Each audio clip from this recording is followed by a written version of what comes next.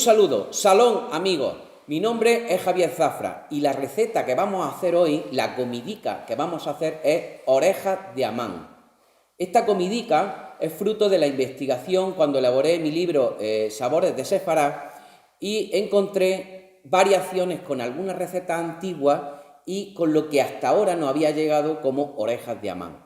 Las orejas de Amán, si picásemos en el Google hoy orejas de Amán, con H, sin H, con M, con 2M, decía Amán se escribe de muchas formas, pero si las picásemos nos encontraríamos que la receta que nos sale son unos dulces triangulares rellenos de mermelada, en algunos casos de una especie de sirope con semilla de amapola. Bueno, esa es la receta sefardí, la que nos ha llegado hasta nuestros días, pero la receta originaria, primigenia de Sefará debió de ser de una forma totalmente diferente.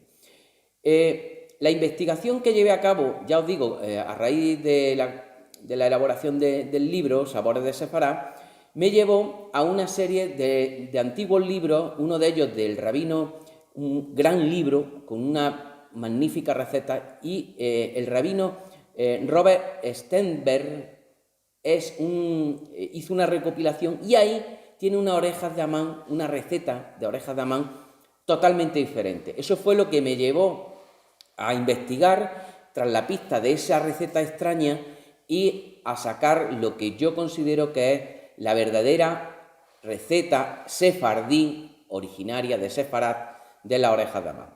Las orejas de Amán, ya os digo que no es una receta solo por lo que dice el rabino Sternberg, no es solo eso, no es solo una receta de un dulce, sino que además está avalada por otras investigaciones de las recetas andalusíes, incluso de recetas cristianas que nos han llegado hasta nuestros días en la cocina tradicional de dulcería cristiana. Y además es muy curioso que tanto andalusíes como cristianos vienen a llamar de la misma forma a ese dulce, un dulce frito de masa frita. En el caso de los cristianos la llaman orejas de abad. En el caso de los andalusíes lo llaman orejas de juez. Fijaros, la misma raíz, orejas. ¿Por qué? Básicamente porque la forma del dulce originario era la forma de una oreja. Por eso se llamaban así. Incluso he llegado a encontrar en estas desviaciones etimológicas y estas desviaciones que hacemos en el pueblo llano, he encontrado una oreja en Córdoba, en un pueblecito, y le llaman orejas de habas. Y entonces, de habas con H y con B, de habas, como si fuera la vaina de la legumbre, ¿no? Y curiosamente, esa desviación de abad, de una abadía, el jefe de una abadía, ha acabado llamándose Abba. Entonces, si nos damos cuenta, las recetas van modificándose por simplemente porque son de tradición oral y se han ido modificando, y ahí pues le preguntaba si esas orejas de Abad llevaban harina de haba. Y no llevan harina de haba, es la misma receta que las orejas de Amán originales, ¿vale? Entonces ya vemos, está la oreja de Amán judía, la oreja de abad cristiana y la oreja de juez que se encuentra la receta escrita en el libro de Ibn Razin, en la Fudala de Ibn Razin, se encuentra esa descripción de esta receta. La variación con respecto a la oreja de Amán es que la oreja de juez andalusí va rellena. Digamos que a la oreja le ponen cerumen, y ese cerumen está hecho a base de nueces, miel, una especie de masa que se hace con otras orejas rotas, también se meten en ese relleno, y con ese relleno muy dulce se introducía dentro del dulce. Y esas son la variación andalusí.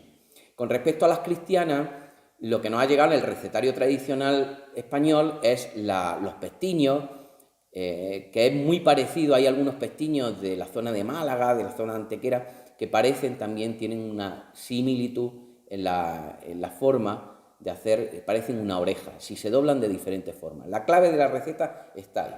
Bueno, ¿qué ocurrió?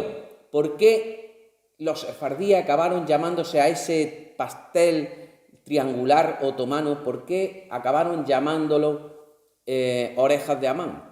Muy sencillo. Incluso hay una receta de un dulce típico askenazí que se llama Hamantashen.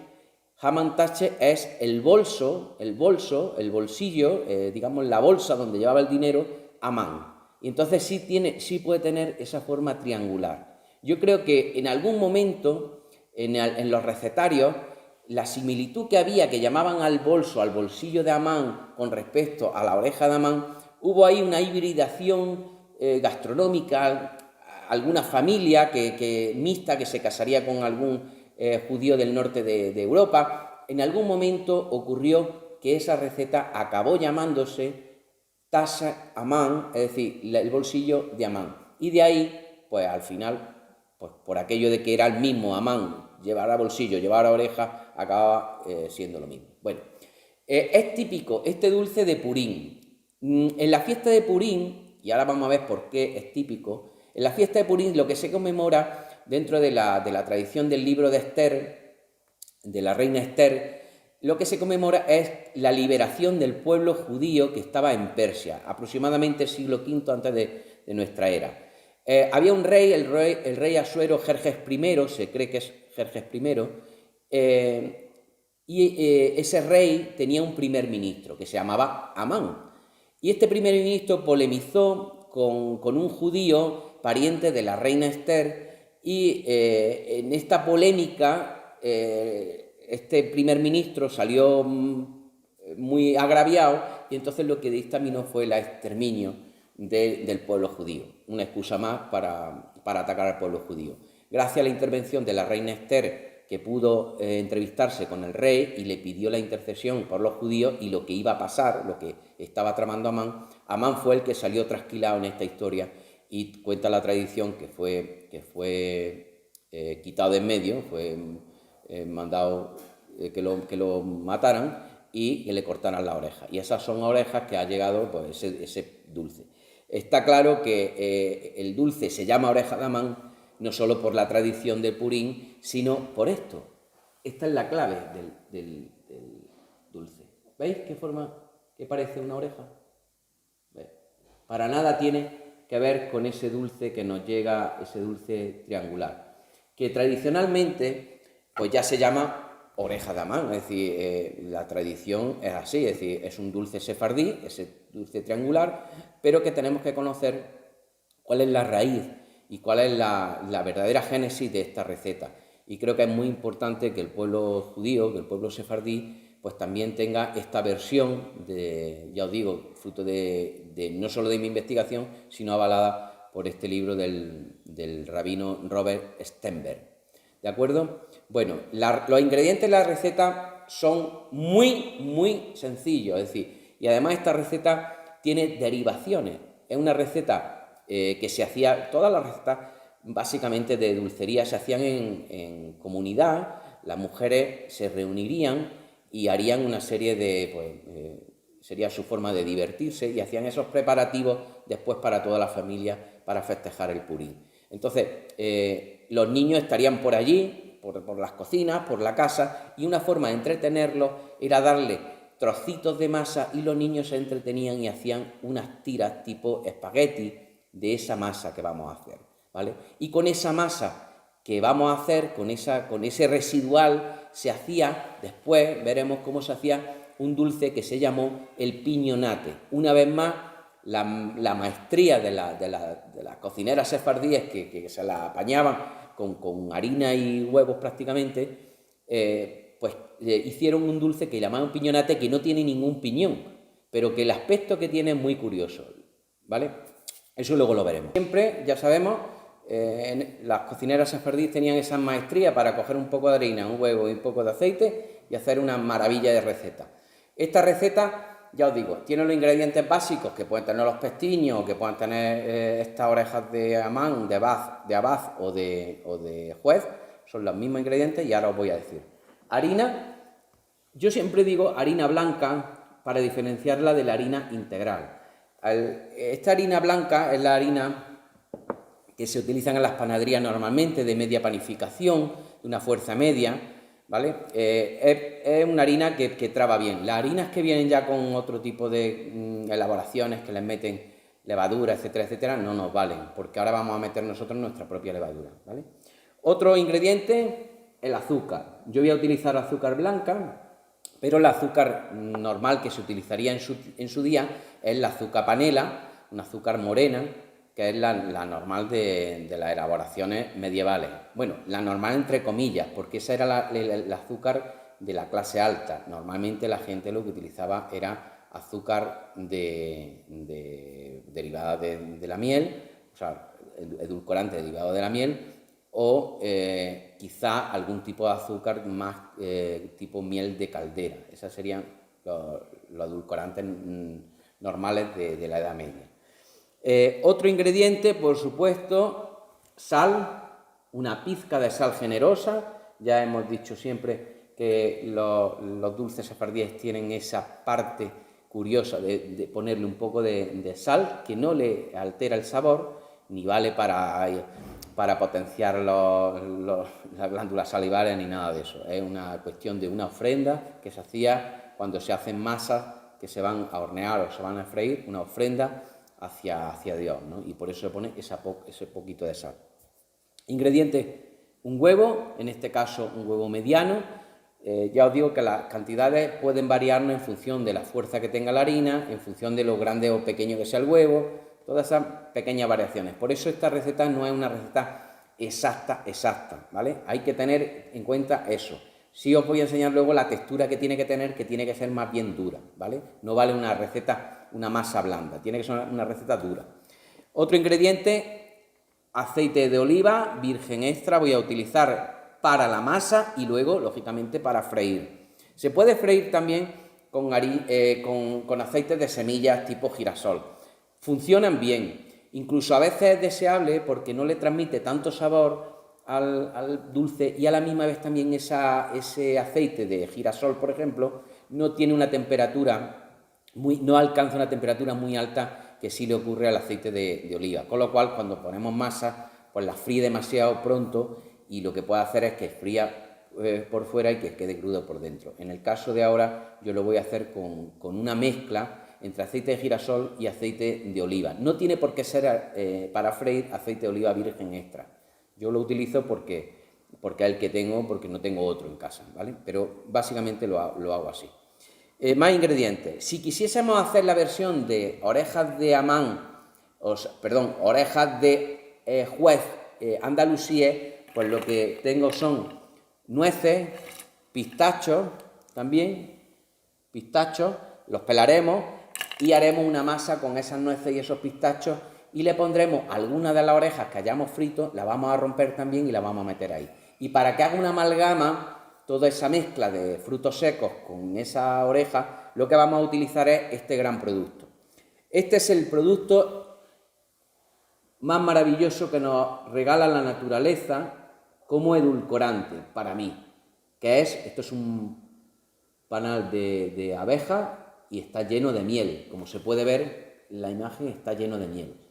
La miel, que no es comercial, la miel es así, es como cristalina, está cristalizada. Esa es la miel no comercial, la que sale directamente del panal, cuando pasa un tiempo se cristaliza. Eso es normal. La miel es uno de esos grandes productos que acompañan a la cultura judía.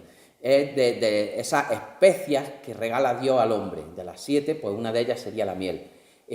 Se hace constantemente en la Torá, en los 5 libros del Pentateuco, también se habla mucho de la miel. Hay un dicho, cuando se despiden los judíos uno de otros, le dicen camino de leche y miel, porque eso lo que hace, que refleja es que tengas prosperidad, que te vaya bien en la vida y que tengas prosperidad. Y la miel es un símbolo, uno de los grandes símbolos del pueblo judío en cuanto a un alimento y a la misma vez en cuanto a un regalo de Dios que le hace al pueblo de Israel. Curiosamente, la miel procede de los insectos, y los insectos ya sabéis que es un animal impuro para los judíos, es un animal que no se puede comer, que sí comen otras culturas. Por ejemplo, los andalusíes comen insectos. Hay algunas recetas de langostas tipo cigarrones que le llamamos en Andalucía. Bueno, los ingredientes de la receta, ahora estoy machacando un poco de anís, ¿ves? Semilla de anís, que le da muy buen sabor. Originalmente la receta podía llevar este tipo de anisetes o podía llevar también canela, en este caso canela en polvo, la vamos a utilizar. Aunque lo más tradicional sería utilizar la ralladura de un limón o de una naranja, ¿vale? Esa es la aromatización de la receta, pero la base de la receta es esta que voy a explicar ahora. Primero vamos a poner la harina. Hemos puesto 250 gramos, pero voy a retirar un poco, como 3 cucharadas más o menos, voy a retirar unos 50 gramos, porque es posible que la necesitemos ahora a la hora de amasar. Un huevo, tanto la yema como la clara. Siempre hay que mirar, ya sabéis, la cocina sefardí, la cocina judía, hay que mirar que el huevo no tenga ninguna motita de sangre ni que tenga defecto. Es muy importante. Vamos a utilizar el cascarón como medida. Ya sabéis que es una medida muy tradicional de la receta. Aproximadamente 35 mililitros, es decir, 35 gramos básicamente. Como medio cascarón de aceite. Aceite de oliva virgen extra en este caso. Le vamos a poner ya la pizca de sal, una pizca generosa, ya veis, es una pizca bastante generosa, fundamental. Le voy a poner el azúcar, aproximadamente 30 gramos, que puede ser una cucharada y media sopera, más o menos. Y le voy a poner también ya los aromas. Un poquito de canela, una pizca de canela, muy poquita. La canela es muy potente. Y le voy a poner los anisetes también. Los anises. Una pizca también, no nos vamos a pasar. Están ligeramente machacados, no están del todo. Luego nos encontraremos los pedacitos. Bueno, para mezclar todo esto, un poquito de agua, aproximadamente 75 mililitros de agua. Eso es muy poquito. La vamos a ir incorporando poco a poco porque es la clave para saber si la masa está dura o está blanda, ¿vale? Digamos, el paso final, para que así se vaya integrando poco a poco toda la harina y no nos quede demasiado blanda. Bueno, voy a amasarlo todo. Ya veis que lo estoy haciendo en este lebrillo. No lo necesitamos ni hacerlo en la mesa hasta que acabe de integrarse todo, ¿vale? Bueno, voy a hacerlo y ahora cuando tenga la masa lista os explicaré el último de los ingredientes, que es este. No es un ingrediente original, que es, os he dicho, la levadura química, pero la vamos a incorporar. Si queremos hacer una receta original, como está. Si queremos hacer la receta como yo la voy a hacer ahora, pues simplemente ya os digo. Se coge un poquito de polvo, aproximadamente por una pizca, una cosa así, una pizca, ¿vale? No tiene que ser mucho. Y la incorporamos. Y ahora ya mezclamos. Bueno, ya hemos mezclado los ingredientes y este es el resultado. Este es el bolo de la masa. Si os dais cuenta, es suficientemente blando como para que se hunda, pero poco a poco va volviendo a su posición, ¿vale? Ahora, esta es la harina que había medido inicialmente 250 y me ha sobrado pues aproximadamente unos 25-30 que no lo integré en la masa porque no sabía, pues las dimensiones del huevo siempre varían y también de la propia calidad de la harina, ¿no? La masa es muy fácil para elaborar la oreja. Lo importante es la confección. Vamos a coger aproximadamente, pues como una nuez grandecita. De aquí nos va a salir una oreja, ¿vale? Si viésemos que la masa todavía tiene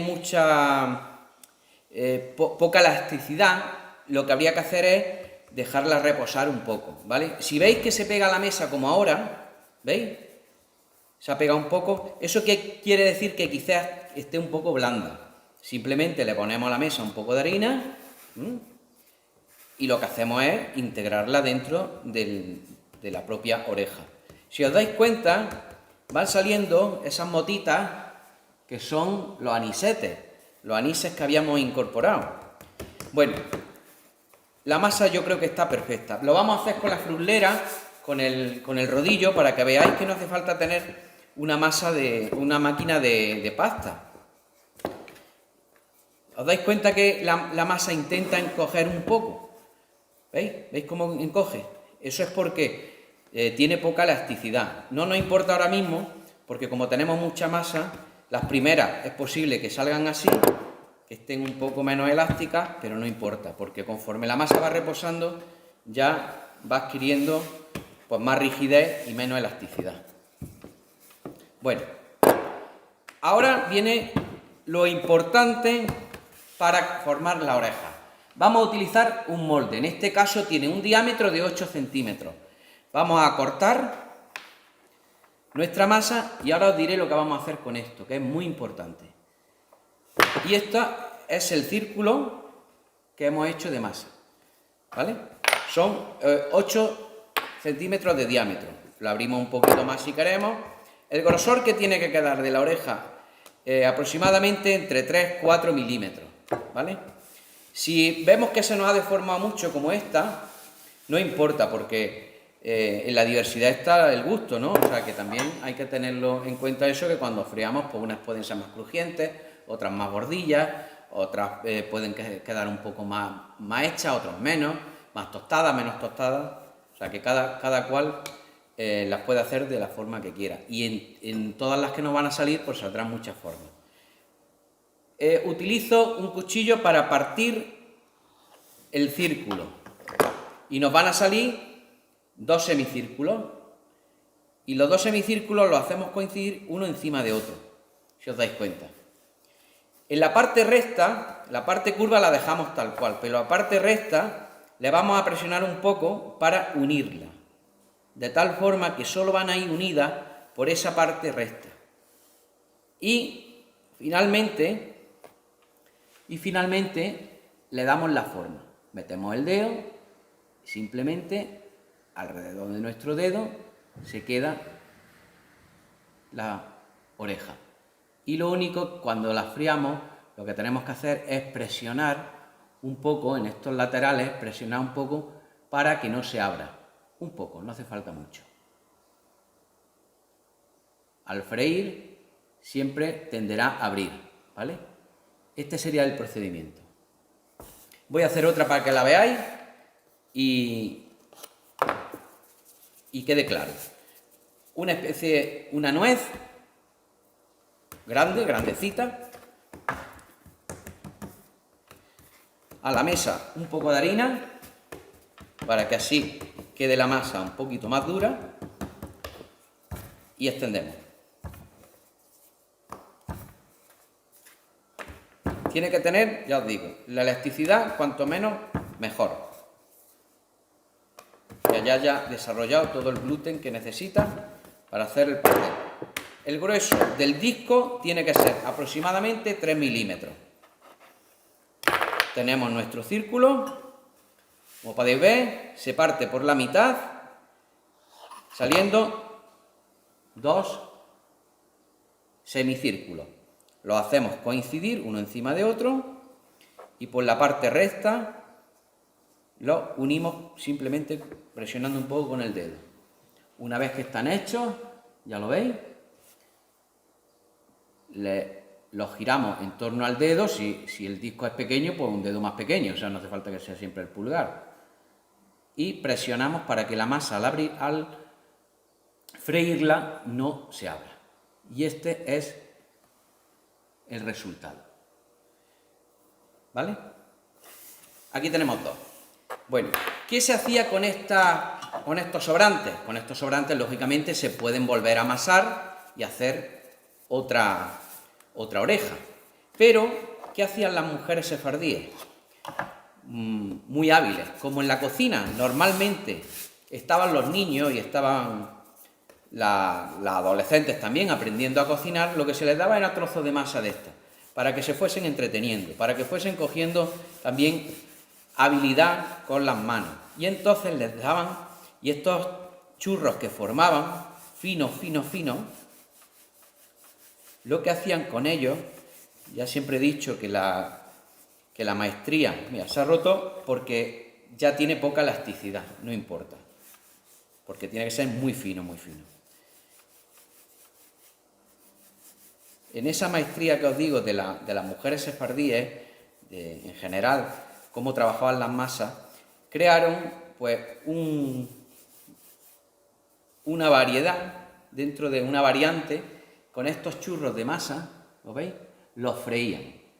Y se hacía un postre, se hacía un dulce que se llama piñonate. ¿Qué ocurría? Se freía en aceite de oliva, igual que la oreja, y salía esto que os voy a enseñar. Después de freírla, este es el resultado. Estos churros, como veis, estos churros pequeños y finos, tostados, que no son duros, cuando se parten no son duros, son ciertamente algo esponjosos. ¿Veis? Esponjoso me refiero a que están por dentro, no una masa compacta, sino con unos pocos alveolos. Con espagueti, con estos churrillos, lo que se hacía era, se calentaba miel, se calentaba un almíbar de azúcar, caramelo y miel. Y caliente se cogían estos churros, se partían en trozos pequeños, trozos aproximadamente de, pues así, 2-3 centímetros, se partían, se le ponía la miel y el caramelo y se hacían un compacto, se hacían como una especie de turrón. Y después, una vez caliente, se cortaban en trozos. Y esos son los piñonates. Es un dulce que nos ha quedado en el recetario tradicional español. En la zona también de Cádiz hay algunos piñonates, en la zona de Córdoba, Granada también. Y ese piñonate, ese dulce, es, digamos, una variante de la misma receta de las orejas de Amán. Las orejas de Amán, simple y llanamente, ya os digo, una vez que están formadas, se fríen. Y este es el resultado. Este es el resultado de la oreja. Como veis, en el hueco que queda, en ese hueco, algunas ya os digo que tienen una forma perfecta. Esta tiene una forma perfecta de oreja. En este hueco que queda, si quisiéramos hacer la versión andalusí, pues podríamos rellenarlo de miel, de trozos de nuez, de pistacho, de almendras. Se podrían rellenar una especie de mazapán, que recuerda a los trabados sefardíes. Los trabados sefardíes son unos dulces tipo borecas, tipo empanadillas triangulares, y que tienen ese relleno. Es el mismo relleno que las orejas de juez andalusíes. Y si quisiéramos hacer esa versión, pues simplemente rellenarlo. Bueno, amigos, espero que os haya gustado la receta. Ya os digo, es una receta muy típica del mundo judío. Las orejas de Amán han sido pues uno de los dulces más reproducidos en todas las comunidades judías. No debemos de confundirlo con el dulce, el jamán taser, que es el que os he dicho, el bolsillo, el monedero de Amán. Es otra cosa, ese dulce triangular que pues las comunidades otomanas le enseñaron posiblemente a los sefardíes y quedó como las orejas de Amán, pues las nuevas, digamos, orejas de Amán, ¿no? Después de la expulsión de 1492. Así que os dejo la receta y hacerla y rellenarla, porque es una receta muy bonita y realmente está sabrosa. Se puede terminar napándolas con miel aromatizada. Simplemente calentamos miel con agua de azahar o agua de rosa y después se pueden sumergir o en un almíbar, da igual, para que sean mucho más dulces.